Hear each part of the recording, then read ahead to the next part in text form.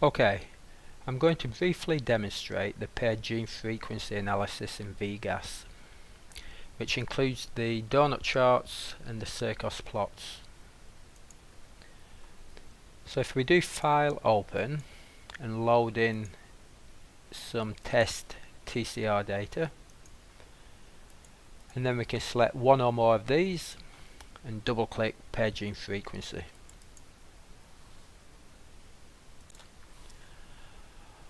On the top left we can see the different comparison types. So the V beta, which is shown on the left, is represented by the label in the middle, and the J beta on the right is represented by the donut on the outside. On the bottom left we've got the legend with the colours. The switch label lets you switch between the J beta and the V beta,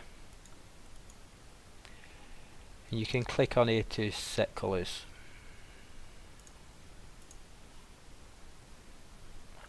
Or you can set all the colours by selecting colour all. However, these colours are only set for this comparison type, so as soon as you actually move off and come back on, they're reset to the default colours, or you can reset them to the default colours at any time by clicking on Set Default Colours. Okay, I've set a colour scheme within VGAS which I've called Default Colours, and these apply to the V and J genes. These can be accessed and edited by going to the Settings and Set Default Colour Gene Colours, and from here we get a colour panel. This shows the default colours for the J and V alpha and beta genes. Okay, you can actually set these by selecting the gene name, right clicking on the mouse and setting the colours, and this updates the colours.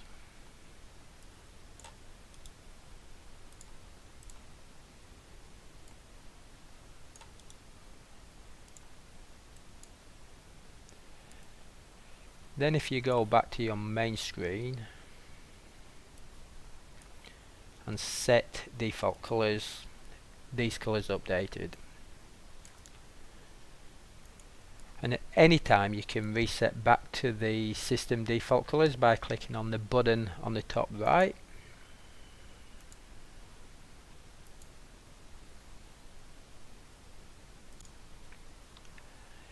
You can also export and save these colours. So you could save them per project or whatever you like. So if we save them as colours,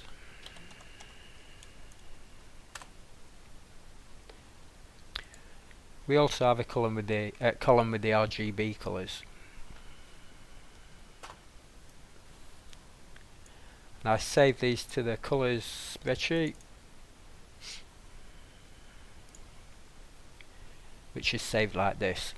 So you've now got an option of changing the RGB colours, or you can just change the actual cell colours.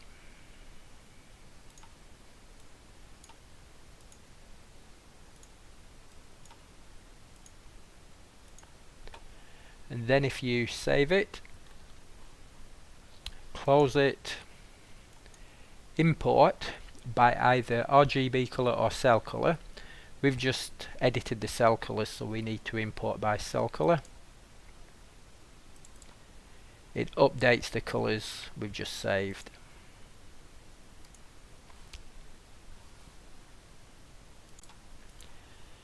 So this gives us a way of saving and sharing different colour schemes.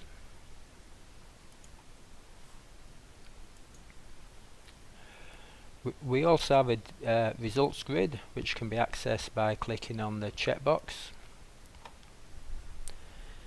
and within here we list all the beta, V and the J genes and the CDR3s. So by double clicking on any of these we can see the pairing. So for the V beta 5.1 you can see it's paired with J beta 1.1 23 times and J beta 2.7 twice. This is the max, the min and the average clone count, and these are the CDR3 that the pairing creates. So out of the 23 pairings, this CDR3 is created 20 times, this one twice, this one once.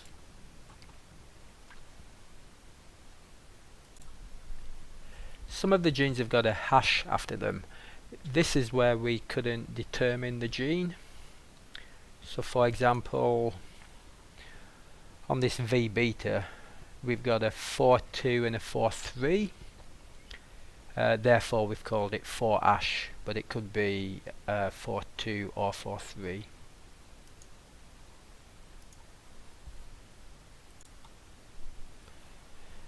So we can actually generate the Circus plots from this little panel here,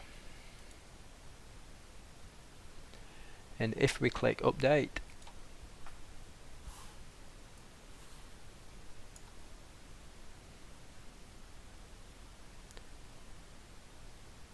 we get the Circus plot.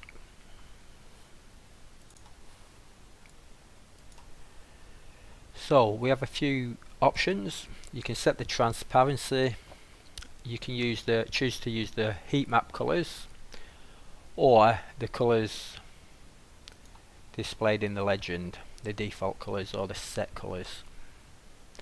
You can order by size, you can display it vertical, you can set the gap size between them, but 20 seems to be pretty good.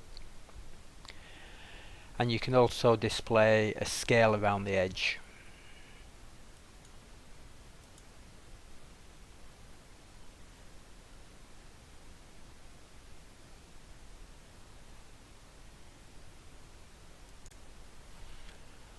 Okay, so we could choose to put ticks, say at 30,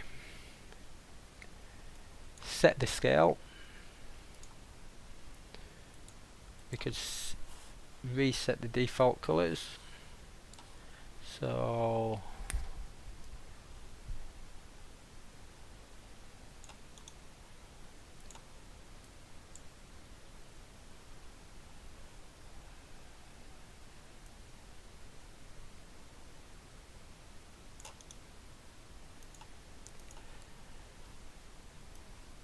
maybe set BV to 28 to red.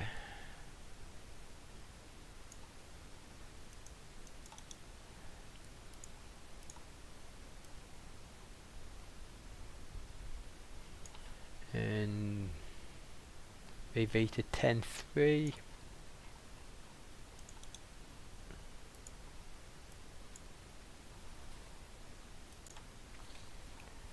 Remember to reset the default colors.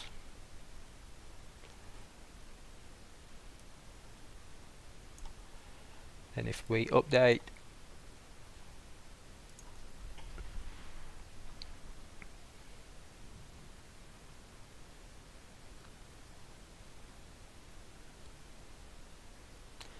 and we can also see the scale around the edge of the circle. And this can also be exported to PDF.